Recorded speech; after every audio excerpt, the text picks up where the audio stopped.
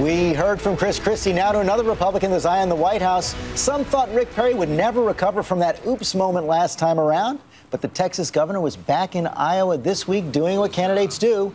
And ABC's Jeff Zeleny went with him.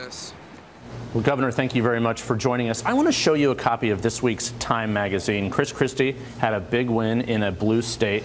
Was his victory impressive? Yeah, it absolutely was an impressive victory. Is Chris Christie a true conservative governor?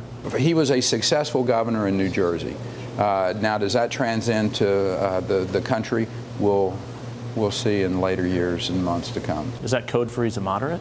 No, it's code for the truth of the matter is, listen, we're all different states. Is a conservative in New Jersey a conservative in the rest of the country? Sounds like you're skeptical that it may not be. I'm just saying that we'll have that discussion at the appropriate time. Okay. So many divisions inside the Republican Party. Is it time, do you think, for the Tea Party wing to be more pragmatic in elections going forward in 2014? If you can't win elections, you can't govern. The idea that we didn't win in 08 and in 12, we're paying a huge price in this country.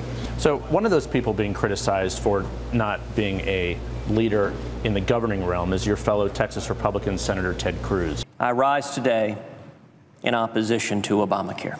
Well, I certainly enjoyed the 21 hours of him standing up and pointing out the foibles and problems with Obamacare. It would have been wiser for us to have laid the wood to the president, so to speak, in the sense of being able to, call him out on this, let it become an issue of, Mr. President, you own this.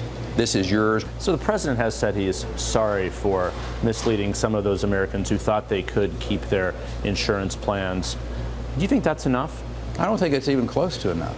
He needs to stand up in front of the American people and say, you know what, I perpetrated a fraud on you. Governor Perry has just 1 year left in office, with many wondering what's next. This was his first trip back to Iowa since the 2012 campaign, meeting with business owners, Republican leaders, and stopping by a local gun company. Is it too early for people to be asking the 2016 question? No, I don't think it's too early. I think it's just part of the process. He knows if he makes another White House run, he'll have to take his famous debate fumble head on. We're going to have commerce, and let's see. I can't. The third one I can't. Sorry. Oops. At a Republican fundraising dinner in Des Moines, he started his reintroduction like this. Our leaders have forgotten how to govern. And believe me, I know a few things about forgetting.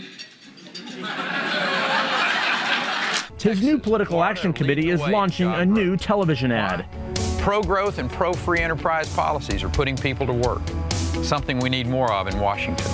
Making clear he's keeping the door wide open.